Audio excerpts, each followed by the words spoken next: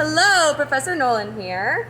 I'm going to show you how to grow your at-home microgreen kits. So we're in the greenhouse. I have the soil, which is a mixture of the worm castings from our worm bin compost, as well as some potting mix. You see these little white specks are called perlite. They help with drainage. They're kind of like volcanic rock.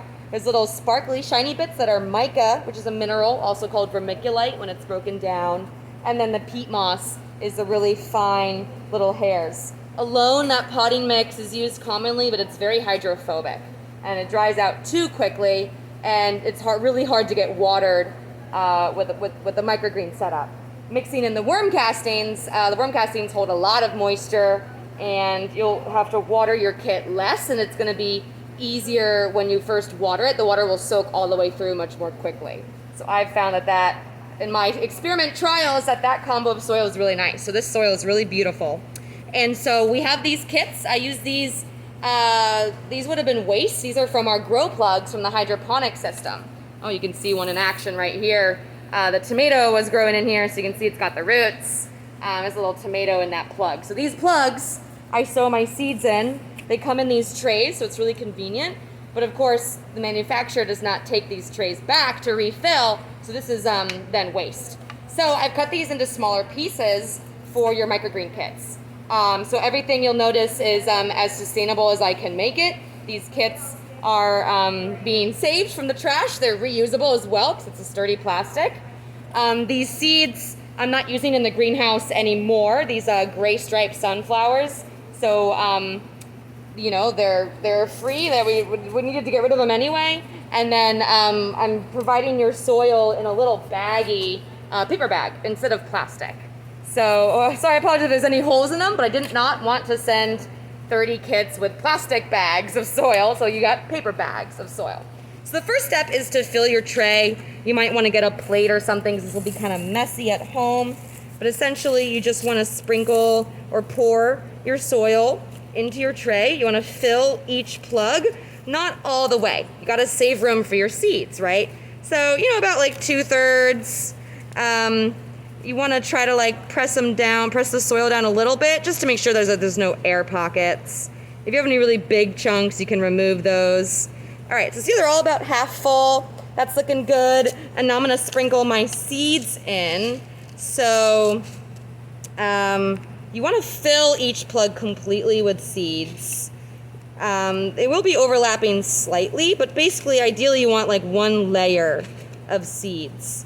You don't want too many on top of each other because they can actually lift up another seed as they grow, right? Each seed needs to be able to root and reach the surface. You don't want them to be too piled up. But try to fit as many as you can in your plugs so you get some good growth. These are going to be pretty big. These are some of my favorite microgreens. They're very delicious. And so those are your seeds, and then you're just going to sprinkle the top with soil, making sure that you don't overfill it. Just enough to keep those seeds moist. This is why you don't want to fill them up too much. Maybe fill it up even halfway. And then you want to press down with a little bit of pressure. The pressure actually kind of helps with the sunflower seeds to grow better. And then we're going to water them. I recommend a sprayer bottle because you can apply a lot of water.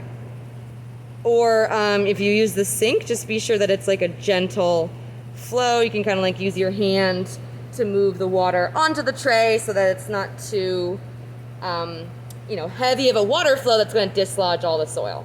So that's how you do your kit. You're going to keep it on a plate, water it as needed.